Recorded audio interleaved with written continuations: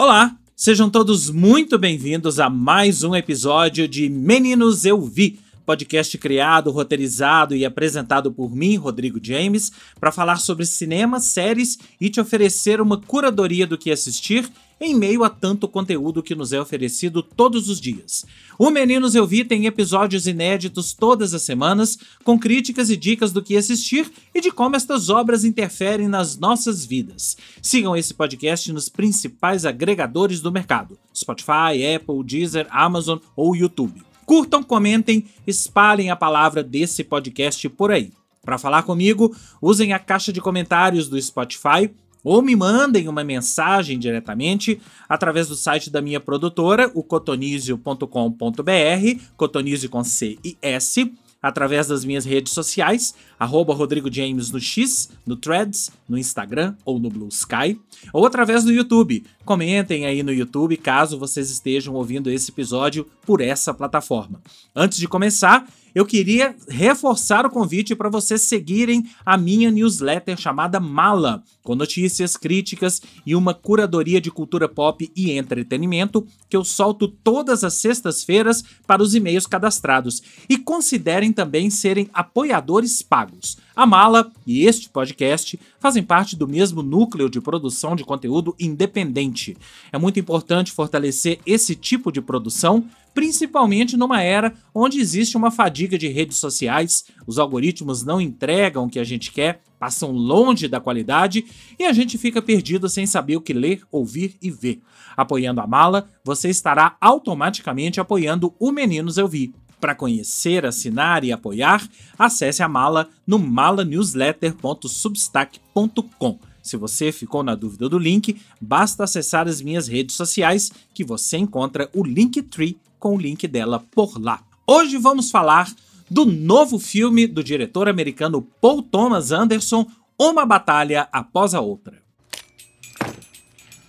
What I'm doing here is I'm creating a closed circuit. Very important to keep your cap shunted like this so you don't accidentally detonate your charge. Don't stop. I want you to create a show. This is an announcement of revolution. The message is clear. I'll be seeing you very soon. Not if I see you first. Viva la revolution! For bringing justice to the vigilante group known as the French 75, we are here to award Stephen Lockjaw with the Medal of Honor. You have to understand, Willa. Me and Mom used to run around and do some real bad shit.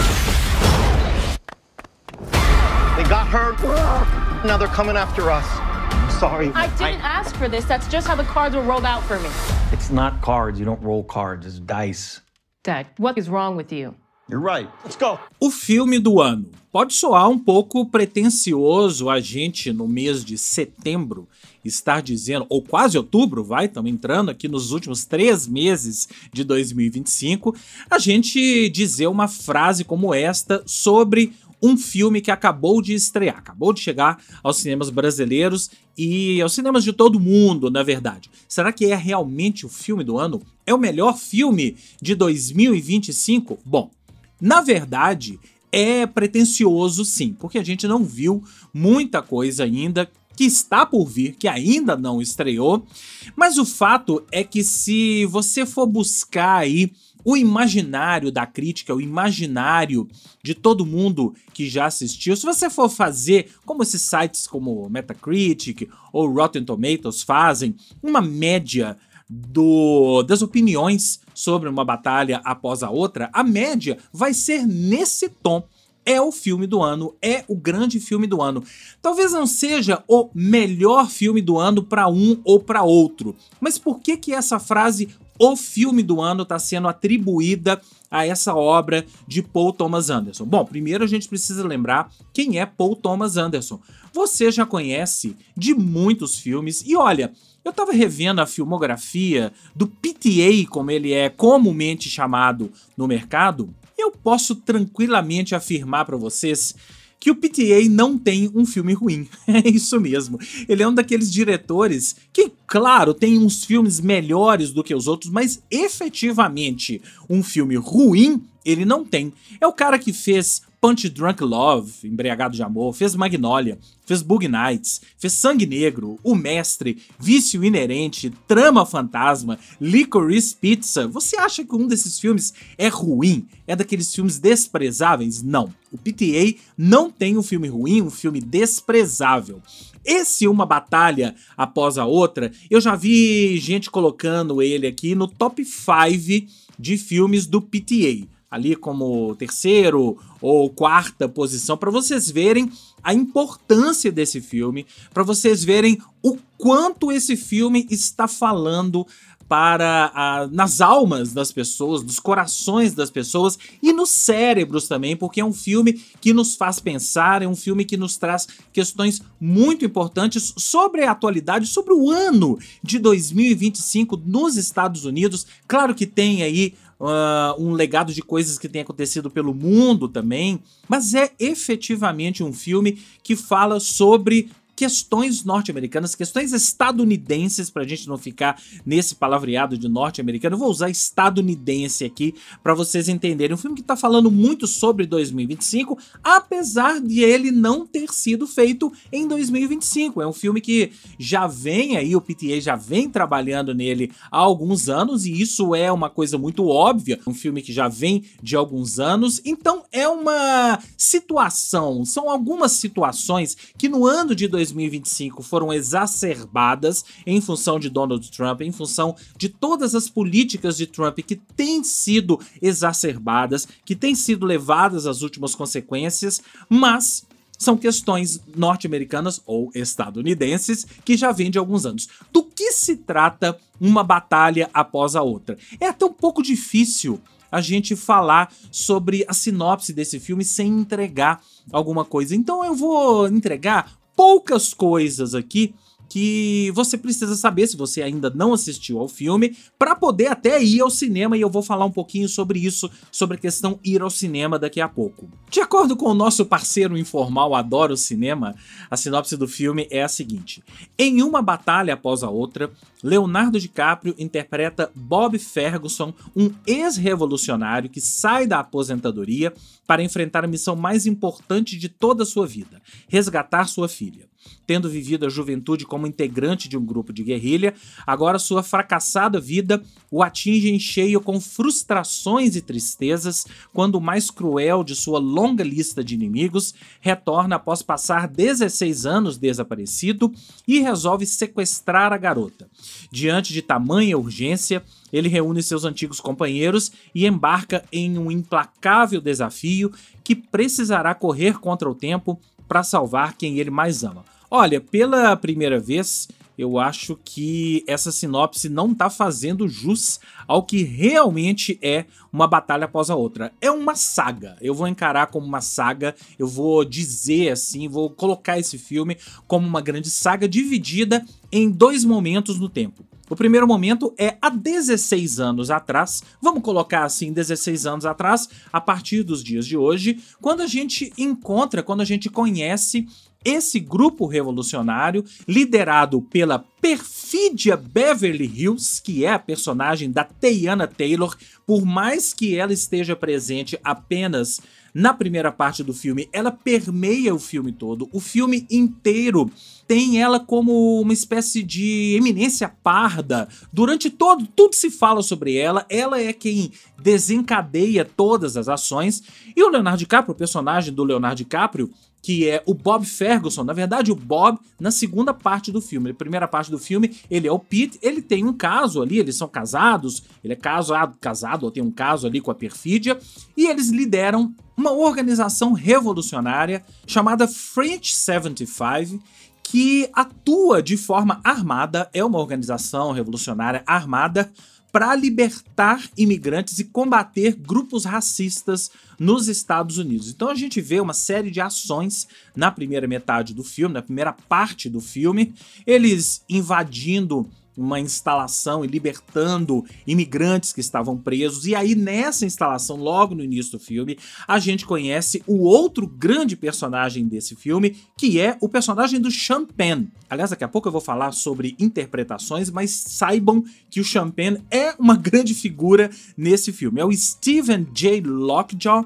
que acaba conhecendo ali a perfídia Beverly Hills e meio que se apaixona por ela. Tem uma cena muito divertida. O filme tem esse tom um pouco divertido, como várias outras produções do próprio Paul Thomas Anderson, e até ele tem uma pegada Quentin Tarantino muito forte. Não é à toa, Paul Thomas Anderson e Quentin Tarantino são contemporâneos, são amigos ali em Los Angeles, e é mais do que natural que um influencie o outro. Então tem uma cena ali muito divertida no início entre a perfídia e o Stephen Lockjaw, que dá o tom do que vai ser essa obsessão do personagem do Sean Penn, do Lockjaw, por ela, pela perfídia. E a gente entende que eles vão acabar tendo um certo relacionamento, não vou entrar muito em detalhes, e aí o filme acaba dando um salto no tempo, depois que essa organização é desmantelada, muita gente é presa, a própria perfídia vai presa, o filme dá um salto no tempo e a gente encontra já o personagem do Leonardo DiCaprio, o Bob Ferguson, com a sua filha, a Willa, vivida pela Chase Infinity, já morando em um outro lugar, uma outra cidade. Ele, com essa nova identidade, ele foi realocado pela organização, pela French 75, para essa outra cidade.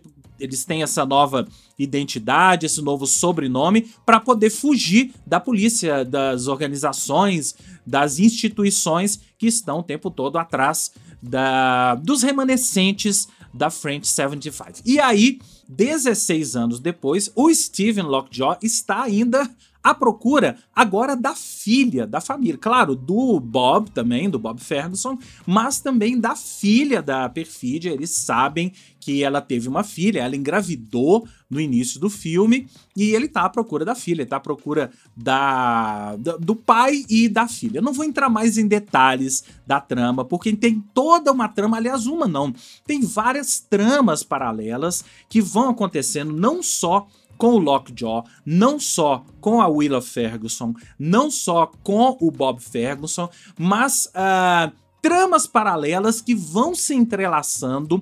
A gente tem a entrada de um personagem, que é o personagem Sérgio, é o Sensei Sérgio, que é o personagem do Benício Del Toro, que é um instrutor de karatê da personagem, da Willa, e ele acaba sendo também um personagem muito importante na segunda e na terceira partes do filme, porque ele é também um personagem que tem uma... Não vou contar, não vou falar o que o Benício Del Toro, qual é o papel do personagem do Benício Del Toro. O que é importante você saber é que, assim como todos os filmes, eu não diria todos os filmes do Paul Thomas Anderson, mas em especial filmes como O Mestre, filmes como O Sangue Negro, que são, na minha opinião, os dois melhores filmes desse grande diretor americano, um dos maiores diretores norte-americanos em atividade, que ainda continuam filmando e fazendo filmes diferentes um atrás do outro. O Paul Thomas Anderson tem essa característica, é um cara que faz desde um filme adolescente como o Licorice Pizza, até um filme que eu acho um dos maiores filmes dos últimos anos, que é o Trama Fantasma, até esses dois clássicos dele que todo mundo tem como os dois filmes prediletos, que são O Mestre e O Sangue Negro. Esse filme tem muito a ver com Sangue Negro na estrutura, nos personagens, no desenvolvimento dos personagens. Você entende muito bem quem são aqueles personagens e por que eles estão agindo dessa forma.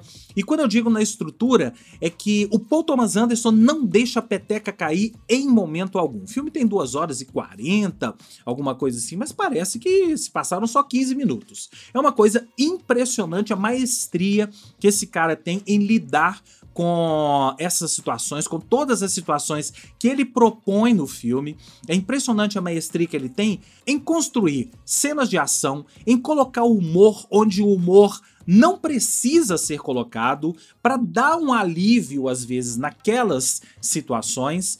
Ele tem uma maestria em amarrar as histórias. O roteiro é dele, baseado em um livro, mas é um roteiro dele, então quando o roteiro é do próprio diretor e um diretor muito experiente como o PTA, fica até mais fácil conseguir amarrar todas essas histórias. Você vai mudando ali, se você preferir, você consegue visualizar, vislumbrar muito bem o resultado final. E o PTA é um diretor que a cada filme tem nos mostrado outras facetas. Eu, por exemplo, fiquei muito estupefacto, para não dizer outra palavra, com uma determinada sequência nesse filme que mostra a maestria do PTA em dirigir cenas de ação. Tem uma sequência de perseguição de carro. Você já viu muitas sequências de perseguição de carro na sua vida.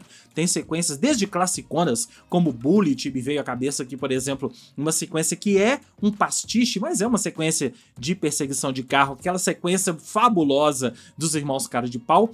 Mas o Paul Thomas Anderson consegue pegar uma coisa que pode até ser batida, que muita gente, que quase todo mundo já fez, uma sequência de perseguição de carro, e consegue transformar em algo maior, em algo que deixa a gente sem fôlego. É uma das melhores sequências de perseguição de carro que eu já vi no cinema, ambientada num lugar ali na Califórnia que a gente já viu nos filmes, então não é muita novidade, mas a maneira com que ele dirige, com que ele corta, com que ele vai pra lá, vai pra cá, e tudo o que ele constrói em torno dessa sequência, a tensão que ele constrói em torno dessa sequência, já deixa o PTA como um dos possíveis indicados ao Oscar de melhor direção. Daqui a pouco eu falo aqui sobre Oscar, possíveis Oscars, mas eu já vou chutando aqui que eu vou ficar muito surpreso se o PTA não estiver entre os 5 indicados a Oscar de melhor direção em 2026.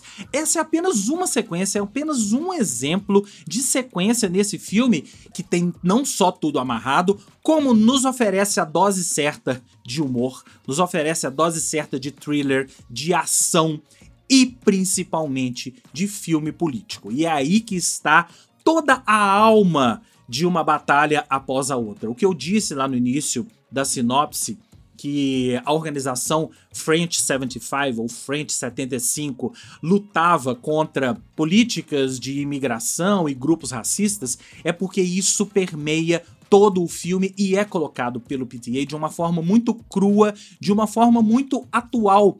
Esse é um filme que fala sobre a América, ou os Estados Unidos, doentes pelo racismo, doentes pelas políticas de imigração do Donald Trump. De novo, por mais que esse filme não tenha sido construído em 2025, mas tudo se exacerbou neste ano, é muito impressionante que a gente tenha esse filme nesse momento. E olha, é um filme com orçamento milionário, produzido pela Warner, num momento em que a própria cultura, que o próprio entretenimento está sendo questionado pelo próprio Donald Trump. Hoje, por exemplo, eu tô gravando isso aqui na segunda-feira, acabei de ver que ele impôs uma tarifa de 100% para filmes estrangeiros que forem entrar nos Estados Unidos. Então ele está atento, ele quer coisas americanas, ele quer coisas que falem a língua dele. Não é aqui. Não é em uma batalha após a outra, é um filme completamente oposto a tudo que os republicanos, a tudo que os conservadores pensam. É um filme que ataca não só políticas de imigração, ataca o racismo, ataca tudo que os conservadores, a ultradireita, pregam sobre racismo, sobre preconceito contra etnias. Tudo isso é o cerne de uma batalha após a outra. Tudo o que eu disse antes, as cenas, as sequências amarradas, as histórias que vêm e vão, e as múltiplas histórias que vão se desenrolando a partir dos personagens, tudo isso converge em um filme extremamente político.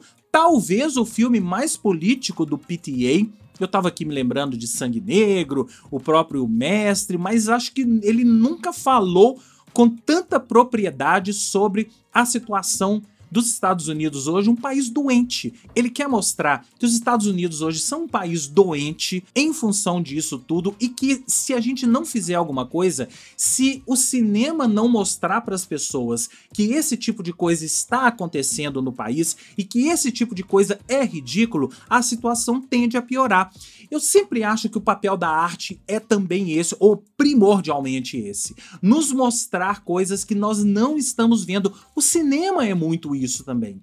Você ir para o cinema, estar diante da tela, estar diante de uma história e através dela você enxergar lados, você enxergar pontos de vista que você até então não enxergava. É muito bonito você entrar e sair transformado de um filme como esse. Eu saí completamente angustiado, porque o filme, não é que o filme abriu os meus olhos sobre o que está acontecendo, porque por mais que aquelas situações sejam situações muito específicas, são situações claramente metafóricas para a grande situação que é o governo Donald Trump, o governo conservador ou o avanço do conservadorismo da ultradireita num país como os Estados Unidos, para não falar no resto do mundo. Aqui a gente está no micro ou no macrocosmo Estados Unidos, mas a gente sabe que esse tipo de coisa está acontecendo em todo o mundo. Então eu me lembro que eu encontrei com um amigo na saída da sessão que eu fui assistir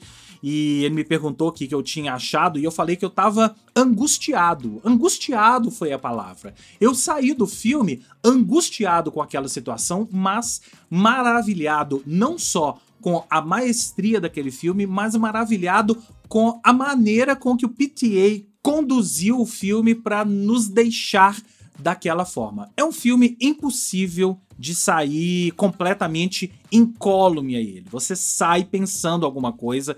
A primeira coisa que você sai pensando é: que grande filme que eu acabei de assistir. Você pode não conhecer a obra do PTA, não estar familiarizado com a obra dele, mas você tem certeza que você acabou de assistir a uma grande obra, um grande filme. Os grandes filmes falam por si só, e uma batalha após a outra fala por si só. Agora eu queria falar do elenco.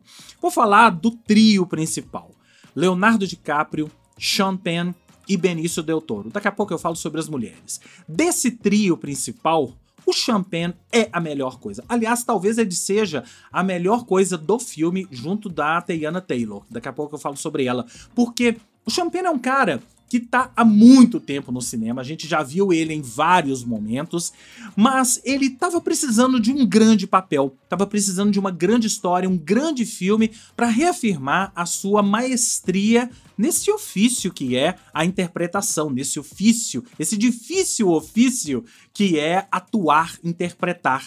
E o que ele coloca nesse personagem, o Stephen J. Lockjaw, todas as nuances do personagem, que tem um tom cômico sim, assim como o Bob Ferguson do Leonardo DiCaprio, mas é um personagem cruel, um personagem mau, que tem muitas características de vilões. É sim um vilão, não tenham dúvida, é o vilão do filme, mas que em determinados momentos você entende as motivações, você acaba entrando na dele, você acaba querendo em determinados momentos que ele se dê bem. Isso passa rapidinho porque ele é um personagem muito mau. O que nos leva ao personagem do DiCaprio, o Bob Ferguson.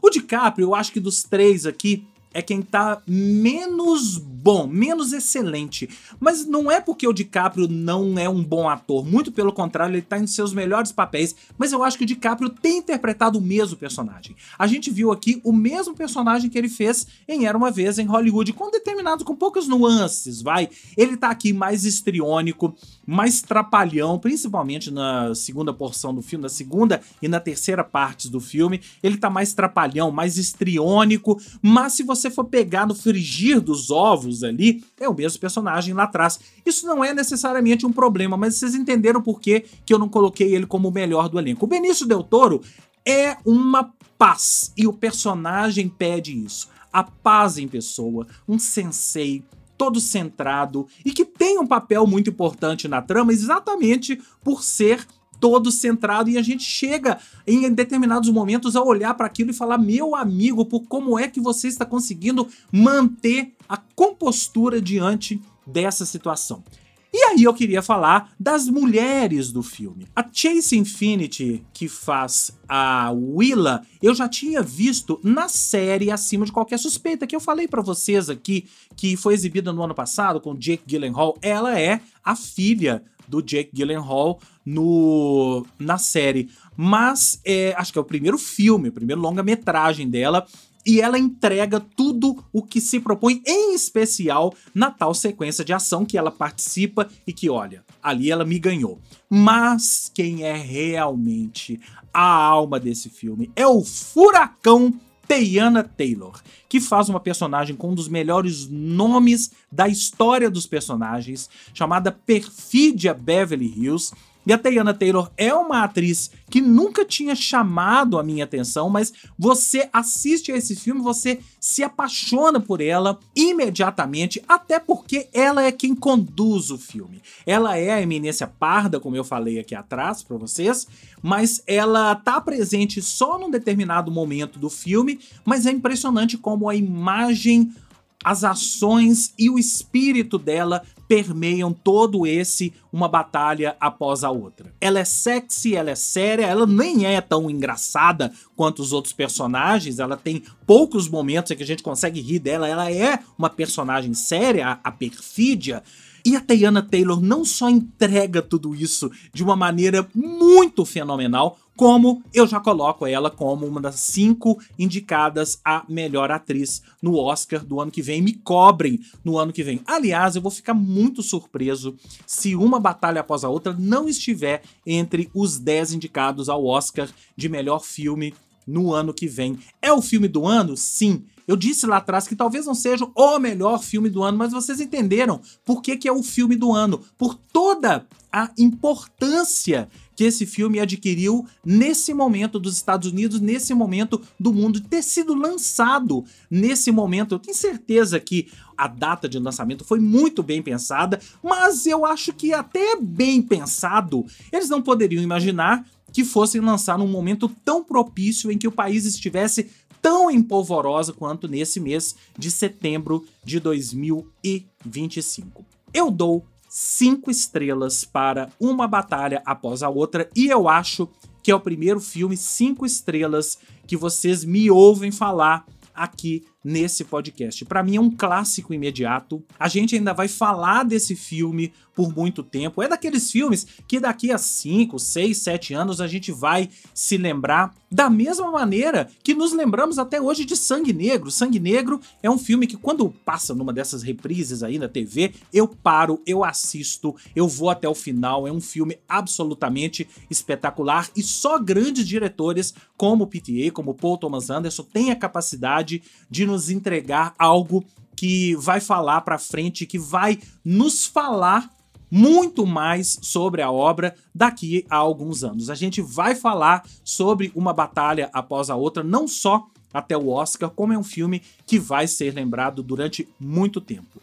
Agora eu quero que você me diga o que você achou de Uma Batalha Após a Outra. Você assistiu, você gostou, você concorda comigo que é o filme do ano, comigo e com quase toda a crítica mundial que tá elevando esse filme à categoria de potencial vencedor do Oscar de melhor filme. Repito, a gente não viu todos os filmes ainda, mas nesse momento, pra mim, ele é o melhor filme do ano, mas assim, com muita distância em relação aos outros filmes que vem embaixo. Me conta que eu quero saber. Para falar comigo, você já sabe, basta usar a caixa de comentários do Spotify ou me mandar uma mensagem diretamente através do site da minha produtora, o cotonizio.com.br, cotonizio com C e S, através das minhas redes sociais, @Rodrigo James no X, no Threads, no Instagram ou no Blue Sky, ou através do YouTube. Comentem aí no YouTube caso vocês estejam ouvindo esse episódio por essa plataforma. Ah, e antes que eu me esqueça, na semana que vem eu acho que eu vou contar uma novidade